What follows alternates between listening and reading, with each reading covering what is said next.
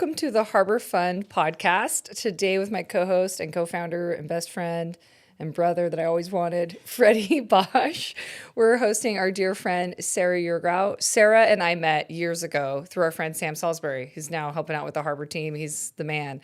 And I remember him saying, you got to meet this chick. She's doing the most incredible TV series. It was a live unscripted show. She was the showrunner, called Returning the Favor. And because I'd spent my career in philanthropy, when I first met Sarah, I was like, are you kidding? This woman can do everything. Like the idea of master of none, jack of all trades. She's master of most. And it's so true. Sarah is not only a producer, she's a creative writer, she's also a talent. She ended up suddenly being a co-host with Mike Rowe, as you all know from Deadliest Catch and Dirtiest Jobs. And she's got another series with him. And she just keeps on going. But her ability to bring in sponsors, to find the best stories, to assemble a team, to work with distributors, to work with investors and funders, and then all while making everybody feel like literally they've just encountered a Care Bear stare for intense moments. I mean, the love and genuineness of Sarah is unprecedented. And she's one of my favorite people of all time.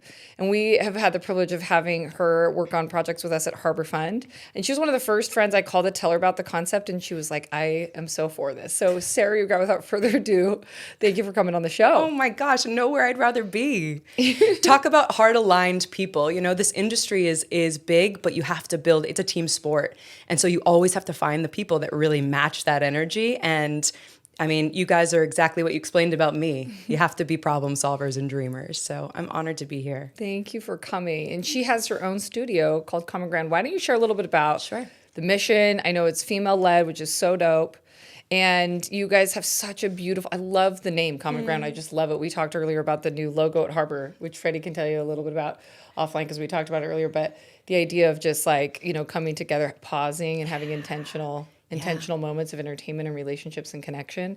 But Common Ground is such an incredibly powerful phrase. Tell us a little bit about it. Thank you. So my background's in social anthropology, and my emphasis is sort of wacky, but it's since, when you do something way back in the day and you're like, what does this mean? And then suddenly years later, the mosaic comes together. Yes. So my background's in social anthropology and conflict resolution with humor. So using humor as a way to disarm and come into and merge through conflict and to disarm and create more spaciousness in our moments of contention. And so I've always been really drawn to the puzzle piece of mending after rupture or helping to bridge build.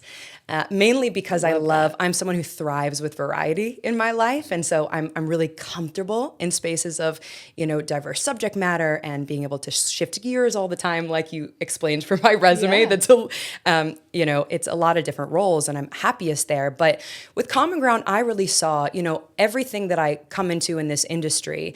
I've been working in this industry for 17 years. My dad had a production company when I was little, so I was always on sets, always on these documentary shoots. And I really realized that we don't have enough storytelling that shows us what we are capable of, right? We can't be what we don't see.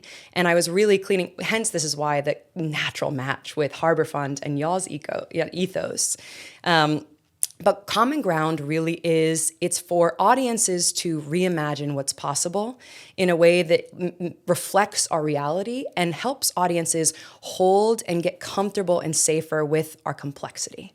Right? We really categorize ourselves now as distinctly human storytelling. And for us, that means sitting with contradiction, sitting with complexity, giving audiences pathways to be able to hold their own complexity and multidimensionality. And then as a bridge out, to be able to imagine and accept that another person is maybe this multidimensional person capable of evolving. So we believe in, we don't want one unified message. We focus predominantly on the States, though we do have global content as well.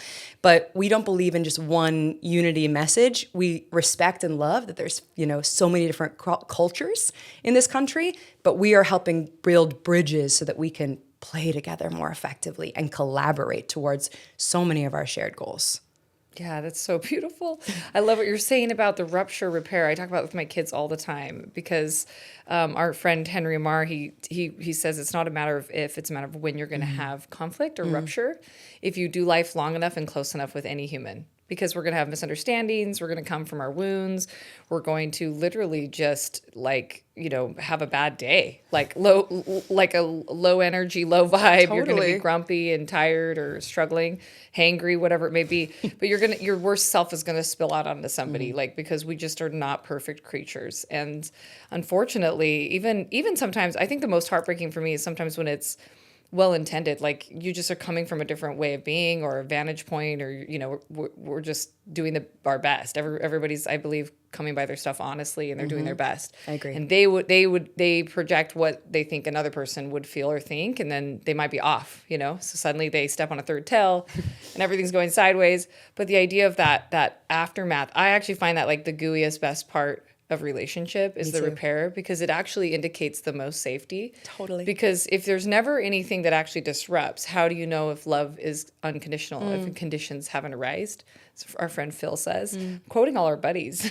but Freddie, speaking of buddies, so Freddie is one of the best people I've ever met at repair. Like, he is amazing at coming in and just, saying like, hey, I'm not going to erase myself or deny like what my experience was, but we're going to work this through and contend and mud wrestle until we both are mutually understood. And it's been such a gift in my life. There's so much nobility in it. But Freddie, I remember when you first met Sarah. Did you guys first meet at the Harbor Film Forum? Was that we met at the coffee shop. That's right. That's right. Yes, Here in LA together. That was a delicious moment. And he was just like, oh, I love her. Yeah. And I knew it's always fun for me when I share my friends, because I'm just like, it's like a fireworks explosion of goodness. So you're just great energy. Like, where'd you get that from? I think I got it from it. I've been in therapy since I was 8 years old, because I have a therapist for a mom who would just have us go in there and learn how to describe our interior world and to, and I was put in a lot of... Sorry, can you stop? Yeah. You were in therapy at 8, and was she working with somebody else? Or So you my had mom, a my mom's a child. My mom just retired last year. I say my mom was, and everyone was like, "I'm so sorry." I'm like, "No, she's still with us, but she retired." She was a child and family therapist for most of my life, and as a result, I really normalized moments of rupture and repair. I normalized, I was given the tools and worked on those tools and got to develop those tools really early on. And as a result, I had way less fear in entering into spaces that were dissimilar to mine, or were going to come with elements of maybe contention or pushback, or exactly those misunderstandings you talked about. I also saw my parents model. My dad's from South Africa, sort of an interesting cat from all over the world. And my mom's from Connecticut. And she's, of course, this like brilliant, rich, vibrant, multidimensional human. But comparatively, there's a culture clash in the house, right? And so I saw that modeled and being able to weave it. I would also say that I grew up Reform Jewish, so very humanistic Jewish, but also we call Junitarian, and that's Unitarian Universalist. If you know about that, so it's like you get very comfortable as a young age. You are exposed to every major religion. You spend time in ashrams, in mosques, in synagogues, studying Taoism, atheism as a legitimate philosophy. You study all the different sectors of Christianity. And at the end, you pull back and you kind of life of pi, your own, But when you have proximity to so many different communities, you just see a through line. So I come into the world with this real confidence in our connection. And also, I think being a theater kid, honestly, like I'm like always saying to my parents, it paid off. Being a theater kid is the most used skill I have in my life. For sure. Because you assume a rich interior world of another person. Yes. Like you said, you assume there's a whole culture and value that you can respect, that there's ritual. And you also know that like we may be saying the same thing, but your lines are different than mine and we have different semantics, but we are essentially wanting and aspiring for the same thing in this life. And that served me in everything I've done in storytelling. Because my job is usually to go out into the middle of the country and in spaces where we've maybe never met one of each other in the world offline, right? And in the world. And then you get to really like go deep into people's worlds and realize how rich and nuanced and like how way more on the spectrum everyone is. Like none of us are these like reductive archetypical binaries that we're presented. No. And that's a big driver for Common Ground. It's just introducing us, we don't have any real bridges to each other authentically for us to even navigate, right? If all we're seeing about each other is this really archetypical, stereotype, reduced version, that's all we're going to know, right? So I don't even blame that, but that causes a lot more contention because we believe it's so easy to dehumanize each other in that space, right? Because you don't feel each other's complexity. Yeah. Long-winded way of saying, I think that's why I'm like this. Could you repeat that? By the way, you gave me so many visuals. What you were saying, that logo of those two lines, it's the same as the lines between the H, So it's going to make a line connecting those two, and the two lines and the two parallels, and that there's a through line that we all connecting. And that's the whole idea, is that we aren't so different and we are connected. We might look different, we might sound different, but ultimately we all feel the same. We all need safety. We all need adventure. We all need to feel like we belong. We all need to feel like we're making some kind of contribution in this world. Like all those things are things that we need, and that's an invisible through line that what you just said.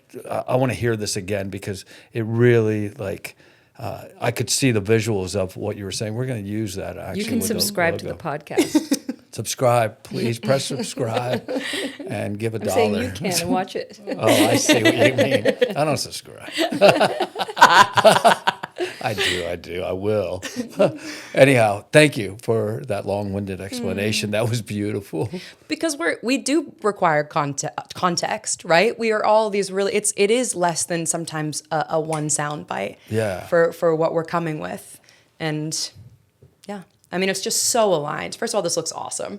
This looks so good. It was Freddie's great work with our friend Mike Huddleston. Dude. Team. Thank you. You dig it? Why? It's clean. It's powerful. It feels present, like it's making a stand, right? It feels like it's like solid. And I like I think simplicity wins these days, right? It's like you have enough confidence in what you're backing that you don't need to have too much distractive color in between. Oh, there you go. I like the way you think. Jalen says some bullshit. I'm not supposed to say You're not supposed to. I love you, Jalen. Yeah. Stupid idea. I'm kidding. Thank you. I appreciate what your thoughts were. And I like yours more, though. Anyway, try to make the bridges. You have a question, Lindsay, before I'll shut up? No, you're great. So all the films or the TV shows that currently you're doing, and you've worked with some of the most prestigious studios, including Hello Sunshine, which we both just have such big hearts for their work. Yeah. And we first actually started to work together. Like we've always been friends and connected and collaborated and cheered each other on, but in our project Boarding Pass, which I don't know if you want to talk a little bit about that at all. Sure. This is a skateboarding. So it's we really sort of, and you and I bond so deeply over this too, of taking environments that you wouldn't normally associate a community with or wouldn't associate sort of story themes with. So we have a shared passion for action sports. All your boys, your husband's an incredible, surfer, skater, athlete, just like the coolest Aussie dude. And so really, we have a really close, and my husband too, I've watched my husband our skateboard was in every marriage photo. I mean, we are a party of three, okay? One of the boards, and is a surfer as well. But I watched that heal him so deeply as a man in his own, He's a veteran as well. I watched it heal his post-trauma. I watched him build rich community from it. And when we were thinking about shows together and thinking about ideas and ways that we can come into the space, we came up with a concept called Boarding Pass, which is essentially showcasing with Tony Hawk and Salema Mesekela, who's the most incredible voice of the X Games and just brilliant. These are staples of credibility in that space.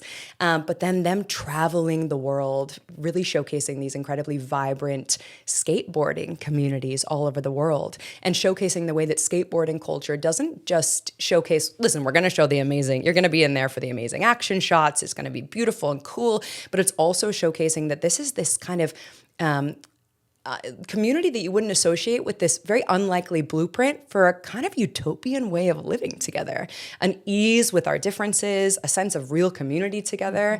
And just a richness in showcasing how we all are drawn to this like huge human tenet of freedom, right? Personal freedom, collective freedom, but how do you build a life around that? And then also infusing more play into our life. Because I think we're all just like at our peak level of seriousness and wanting to just come back to the play zone a little bit more to keep us alive.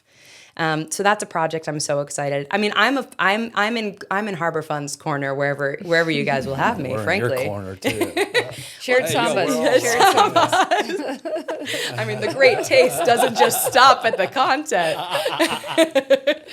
Yeah, I love that project. So Yeah. when Sarah first pitched, because I was like, hey, I have a relationship with Tony Hawk's nonprofit and our friends at Thread Wallets, Colby, the best. Bauer, the best people. And we were like, hey, we want to put together something around like a skateboarding show. Yeah. And she came and ideated to come up with the concept. And she's like, it's like Anthony Bourdain, but traveling the world, but for skateboarding. And I immediately got it. I was like, that's so cool. So you're watching these women in Catch One dress in Guatemala dropping in pipe. Like, that's just so cool. It's so badass. It's just the coolest. And it brings something out of you, and you will love it even if you don't care about skateboarding. Totally. You know, that's very critical. Yeah, it's true because I'm a snowboarder and I surf, but I've never really skateboarded. I mean, I've been on a skateboard. My kids, you know, but all my boys are way into it, and I have just loved the confidence it brings and the value that it brings to communities. But we often don't realize there's a lot of BIPOC communities and lower socioeconomic communities that can enjoy skateboarding. There's places around the world where they don't even have concrete, you know, and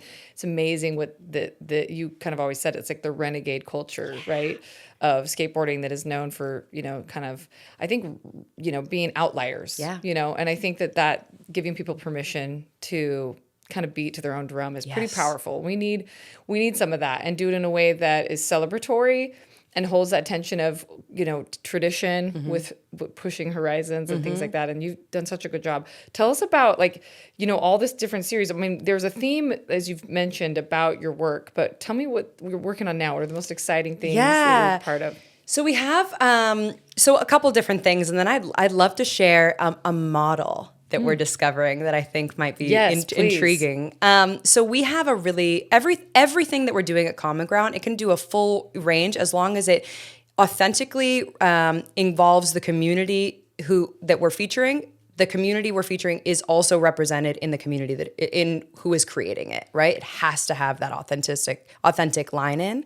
And then also, is it helping people reimagine what's possible while still grounding it in a really deep sense of reality, right? Because we want to have, like, you know, no one is going to say, oh, well, that doesn't exist. But we do call everything we do counter-narrative, right? It's a narrative against some of the mainstream ideas that really do, these algorithms run off fear. They run off keeping us feeling disempowered. They run off, like, that is the structure of the model. That's how it operates, right? That's it. Not, you have to fight against the other way, right? And so we really come in like, it's not, while you may see a peak of sunshine or some rainbow coming through, this is incredibly tactical. This is like highly strategic, the approach to help shift culture at scale while introducing counter-narrative into the psyche. Because they have done so many studies, the latest studies on how you can reduce prejudice. The absolute number one way is to showcase intergroup dynamics, groups that are different from each other,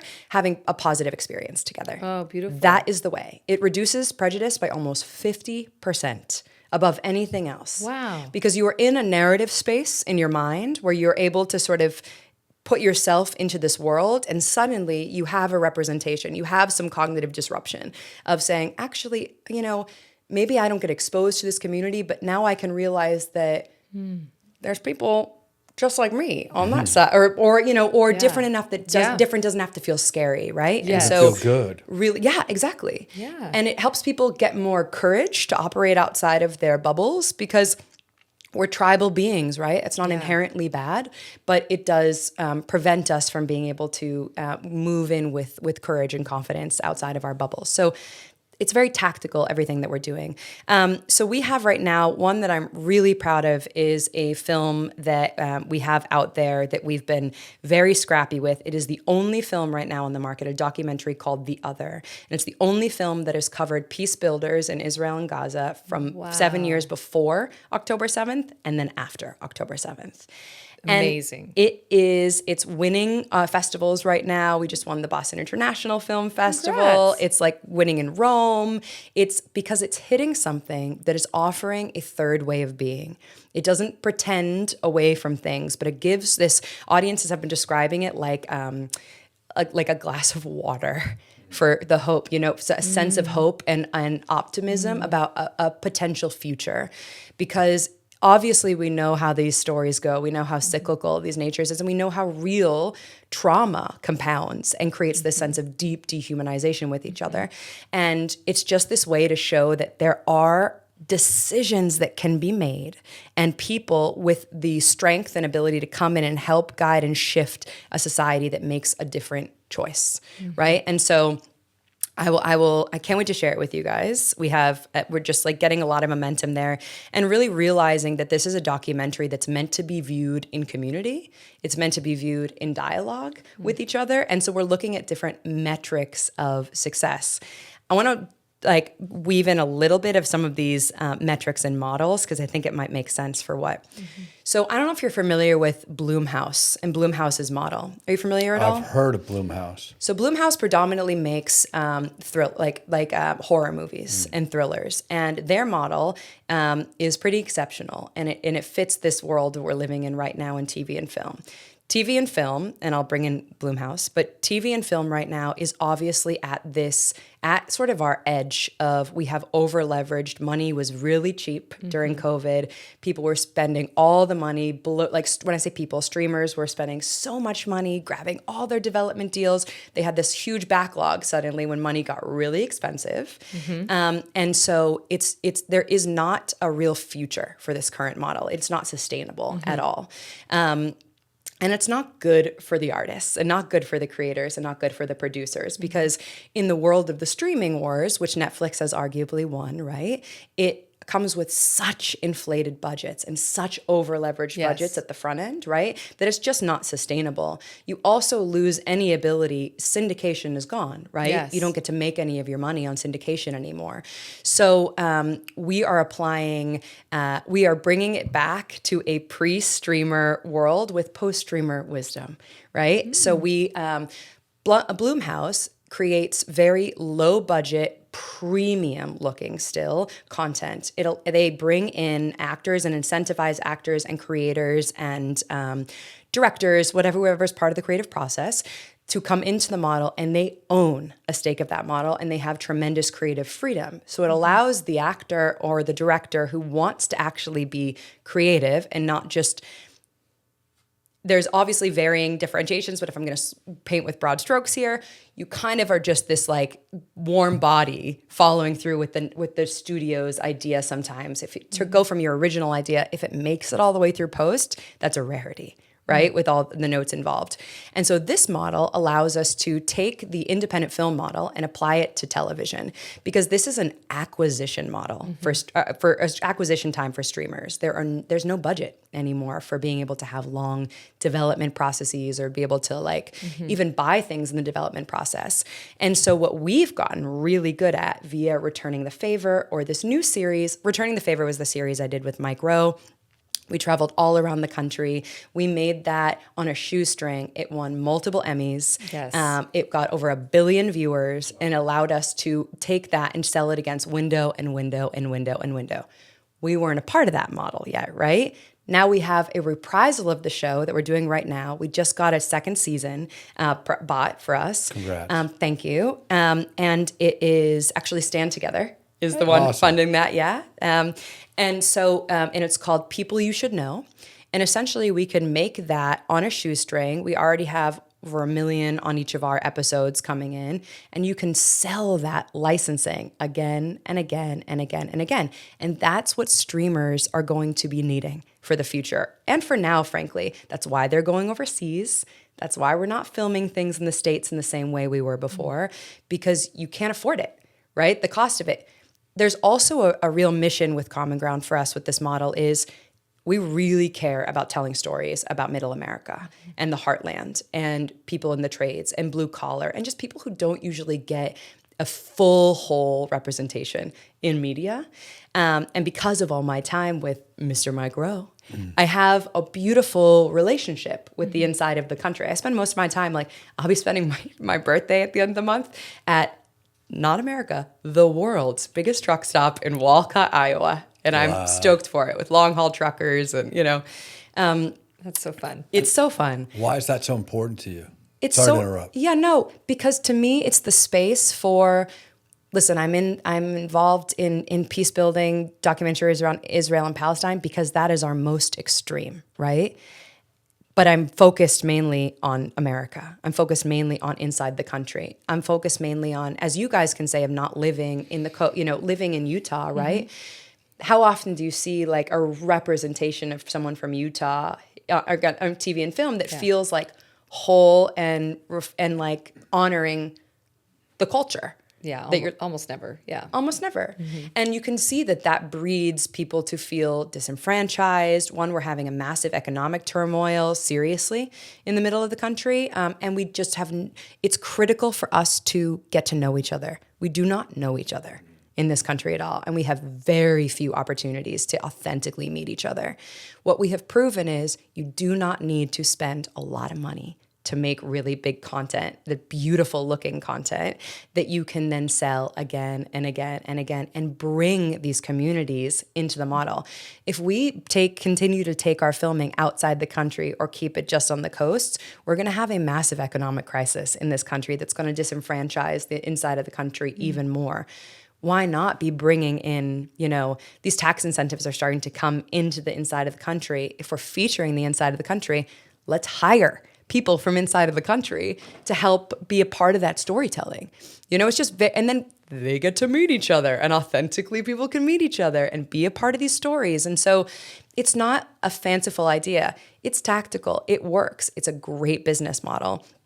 You don't have to sell something one-off to a streamer anymore. You can do pre-sales, but you make money in the licensing and on the back end, and everyone's offered in the back end. So it's a really exciting time with TV, I think right now, which people are really overlooking because that model has felt strange on how to plug in. But it's really applying the independent film model into TV. And you look at the way creators, this has changed everything. This has changed everything in terms of where viewers are coming, right? Like you have to include, you can make things that look so beautiful and make them for cost effective and allow them to actually make you money again and again and again. Sell them all over. Multiple windows. Sarah, this is an ADD moment, but what does your quote on your phone say? Oh, no, I love it. Thank you for asking. It says, there is nothing more magnetic than someone fully owning who they are and doing the things that bring them joy. Wow. I co-sign that message. Try sign. You look at it every day because you got to work on it. Freddie was like, bro sign, mother effing go sign. I did say. That was fun. Freddie, what other thoughts do you have for Sarah? I've got a billion questions. I feel like I've learned so much about you right now. She's brilliant. Thank you for being so open. You're so articulate. You're just so clean and fresh with everything you're expressing, and your heart is so like about trying to make a difference to all kinds of people all over the place. It's just a beautiful thing to witness and be a part of with you, Thank you. And hey, to stand together, did that happen because of no, that happened before, but I got to meet them and develop a deeper relationship. Okay. Yeah. we met at our event, right? Yeah, exactly. We all got That's together. what made me think of it. Yeah. Yeah. That's what we're hoping is it's a harbor where people can transact. Yes, exactly. Yeah. It definitely created an opportunity to have a real human experience with a larger company. Yes. And, I think the harbor events are unlike anything that's Thank out there. you. They are. Keep They're unlike going. any. Yeah, I didn't get. I'll get the Venmo on the back end. But Yeah. I'm joking. They're unlike anything that. You created. I was so honored and grateful to get to be in a room. I've never been in a room where there's such authentic alignment, such high integrity in everyone's desire to be there for these bigger reasons, right? And not just looking for fast cash, looking for profitable models, right? But we can do good and make good money along the way. Like these models are there. And it's like, you guys, Lynn's is I would challenge, honestly, anyone who's listening to this, I don't know what camera you are, so anyone who's listening, to find anyone who builds community like Lindsay. Oh. Like you are when you introduce me to somebody, it's such a instant gratification. I'm like, sure, do you want to sleep over? The person, like, there's such that sense of trust and alignment. And Freddie, you have that like 10th sense. It's not even just 6. You have that 10th sense with people, really right? kind of you. Deeply intuitive. And you guys wear your heart on your sleeve, which is so refreshing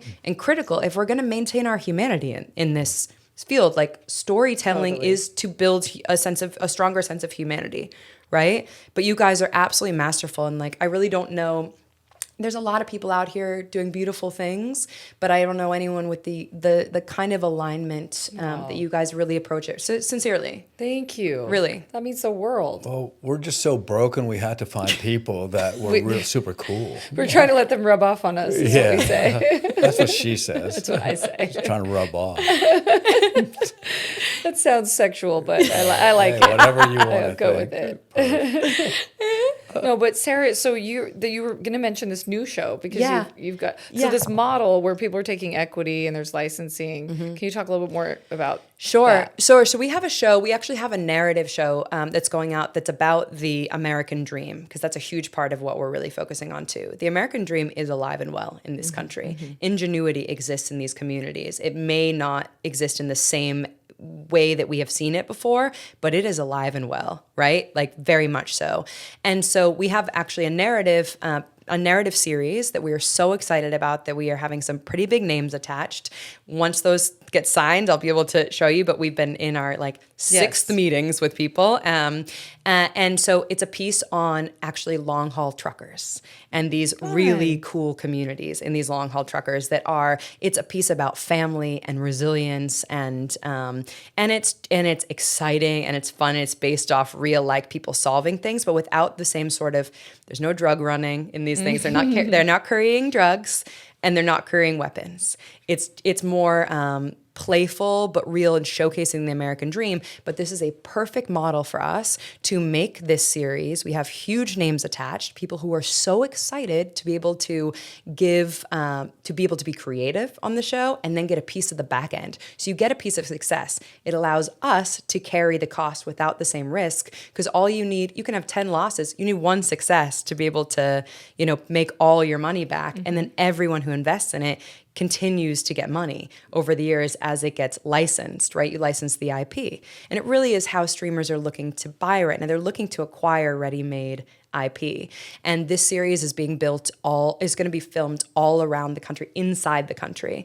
So it's going to also build up the economies of the spaces that we're working with and give people working opportunities on this. But I'm so excited for this series. It really is just like, the script is amazing. We have huge showrunners attached to it too. It's scripted. So it's a narrative piece. Oh, how exciting. I know. That's so cool. I know. McKenna's brother and dad are truckers. So McKenna is our amazing team member at Harvard. Oh my gosh. It's just cool.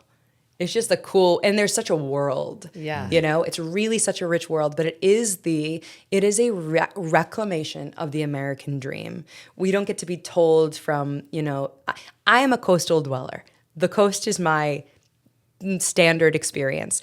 But living inside the country, you're just seeing that there is what is uniquely American is this sense of ingenuity, the sense of entrepreneurship, and this grit to look after your family and to build a life that feels that has dignity and allows you to showcase and represent. Like, I think the power of Mike Rowe and his like pretty wild celebrity as I go out there is he dignified an entire trades worker and blue collar community, right? And now, frankly, that community is going to have the last laugh, because for every tradesperson leaving, for every like 7 tradesperson people leaving, 3 are replacing them. So your plumber is about to be expensive, your HVAC, your things. So all this to say is there's a really, really rich world. We also, one thing I want to say about the content and our strategy is that we really make sure that people are able to engage in it across, like, we want to make sure that who we are, like I said, who we are filming is able to be engaged in that content authentically. And so just building that into our models and what is critical, and to be able to like make sure that the story we're able to tell about a project, like with Boarding Pass, right? That we could do something alternative because it's an alternative space. We're ready to go like so rogue on this project too. do pre-sales, get money in, but also be able to like take this on the road and have it showcase in different communities. We're working with theaters across the country already on like pre-filling theaters and being in these like massive hauling junctions and trucking communities and in these spaces that allow people to rally because the yearning to feel represented and to see oneself in TV is primal. It's just around the American dream so intently. And it's really powerful, and it's energizing to giving this really rich and interesting community a voice in a different way. Well, this is so fun. I have someone to share with you for my community. Thank you for the beautiful compliment about my community building. So Randall Lane, who's the editor-at-large for Forbes, they've just partnered with us at Harbor. They just gave a shout-out recently on the 4th of July weekend about they're going to be focusing in 2026 on the American dream because it's the 250-year anniversary of our country. So we need to meet and talk because your content's like so spot on. But Freddie, I mean, you're an immigrant here to America. Like when you hear, I mean, from Nicaragua originally. I love saying it, Nicaragua. Beautiful. When Super Hotlands. Yeah, thank you. Muchísimas gracias. He's so annoying. Freddie's an immigrant, and his, one of the things I've heard Freddie talk about is just like how much he's loved that America is such a melting pot, but so much eclectic value in this amazing part of the world. But what does it bring up for you when you hear her talking about kind of showing that middle American story? Because we don't really have a lot of those kinds of stories. It's kind of fun. I love it. I really love it. That's why I asked you. I wanted to know, like, I wanted to hear deeper what that was about. Thanks for asking. Yeah. What it also made me think of is like half my family is Republican, half my family is Democrat. Like, and they just see things very differently, and people get in arguments about all that stuff, and I too have been I just love the water, and to me the biggest melting pot in the world apparently is New York in terms of like all the people, like in the smallest proximity to there's nothing like it in the world, and that's why I love New York. I just love the juices from everything, It's just I don't sleep there, and it's I stay up with her all night. But back to your question, Lindsay, I love the idea. It's like it's shit. I mean, that's what we're doing. We're trying to do at Harbor is to really connect these worlds, so that we all do, as you said so eloquently earlier, that we all are. We need to find a way to harmonize or to be together, and to humanize as opposed to dehumanizing. That's what I thought of too, like Harbor humanizing, and that's part of the age. It's like making these lines human and that invisible connection and going to that place where, as you just said, like having people that are working feel like they're empowered and really dignified.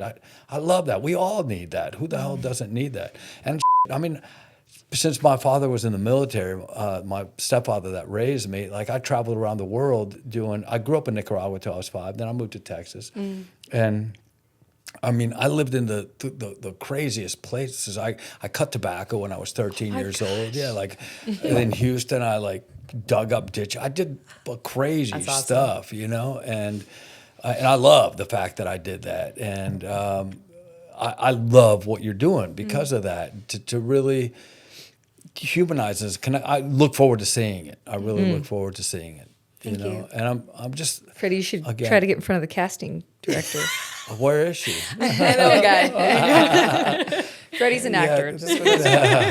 And I forgot it's scripted. That's dope. I kept really thinking, because I was like, I got a trucker that's been doing it for 20 years, a good friend of mine. That's actually McKenna's too, but my buddy, he was working at like Barney's or something, like selling this stuff, and then he became a trucker. That's awesome. Yeah, and that's his life, and he loves it. He's got a beautiful family, and he crushes, and he's a badass, because you got to be a badass to drive that long. Yeah, you do. Yeah, you do. No, this is a beautiful, it's important for us to have narrative, and narrative is scripted, and then any unscripted. We also have a really poetic unscripted piece too. We just don't spend enough time in this time of instantaneous needing to know one-liners, rapid fire, constantly moving on to the next thing.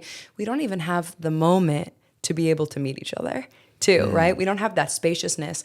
And so I love that about the dream world of a narrative piece and the unscripted, and you can sort of swim in that world while it still feels a little, that's cool, you know? And then also anchoring that with a real world, a reality representation of that too. So we try and do that in our slate as much as possible to have more narrative representations and then a non-scripted, like a documentary style version of it too, just so that people can really ground it and round out that like synapse in their brain can fully connect on meeting someone. It's so beautiful, Sarah. One last question for you. We're so grateful you came on the podcast and spent time with us. I'm so glad to be here. Such a treasure. But, you know, we really want our work and what we do to be a safe harbor. And we don't always, as we mentioned, we have human fallacy. We make mistakes. You know, sometimes we don't always execute that. But what is it about the work of this industry, telling stories, being a filmmaker? What is it that kind of helps you feel like you're creating a safe harbor for yourself, your beautiful husband, your family, your friends? Like, how do you use storytelling to bring, you know, a safe harbor in this world? That's such a beautiful question. And I love the safe harbor metaphor of harbor fun, because that's exactly what you are. Proximity creates intimacy. And when you can get close with people, the ability, we call it documentary privilege too. You get to go in, and as a producer and a creator in the field, you get to go in and be welcomed in. I mean, I have sat at kitchen tables, diners, living rooms, church pews, backyard barbecues in hundreds of communities across this country. You get to sit intimately and hold people's really most valuable, precious asset and help them mold too, and be a safe space to reflect someone's higher self too, and reflect someone's capacity back to them. But there's nothing more valuable and foundational than story in our life. Everything blooms from story. Everything. It's how we view the world. It's how we view ourselves. It's how we experience anyone in our lives. And so I don't take that lightly. Of course, I love making money. I love being in the business. We have good systems too. But if I'm in this, which is it's a full-on industry, right? Yeah. It's a full-on amount of time. You're living on the road a lot. You're really immersed in these worlds. If I don't have, there's no reason why you can't have purpose in what you're doing too. That's right. And to recognize the power of story. You can tell a funny, complex, goofy, entertaining, action-packed story and still crush it with that heart and give it that foundation. And I'm always thinking about, what is an audience member going to be thinking about when they're driving home, right? What are they going to think about in the shower after they've seen it? What's that lingering sort of message that makes someone feel like the world is a safer, perhaps the world isn't such a dumpster fire after all, because it is our responsibility to showcase the worst of our angels, right? It's a responsibility to showcase the travesty and the challenge of this world. And it is our absolute responsibility, which we have been slacking on, to also showcase our very human capacity to rise to the occasions and to problem solve these things, right? Half of this stuff is man-made, and half of this stuff will be man-solved, right? Woman-solved, frankly. No, I'm joking. Both. Guys, you just did that to me as a woman. You were just like, oh, look how soft all this is. And it's like, but then we're going to get this down. That's fierceness. Yeah. That's the fierceness of people, right? Even when I say feminine and masculine, like, God knows, I'm I live in a masculine, I operate I speak man and masculine very well. I love it. But men can also speak feminine. And I think that's also like our responsibility, and what I think we're all modeling or aspiring to model, or applying a little more feminine business practices into these spaces, because that's how stuff is actually going to create an ecosystem. It's more holistic. For a long, I've been trying to like train myself to speak less in like crazy certain language of just like machine. And I've been thinking about life as more of like a botanical garden of like, what am I growing up here that allows you to thrive and allows you to permaculture, if you will. But just honestly, like, we can't build what got us here will not get us there. And it's this kind of thinking that is going to feel radical because it's against a machine that frankly has no incentive to shift, right?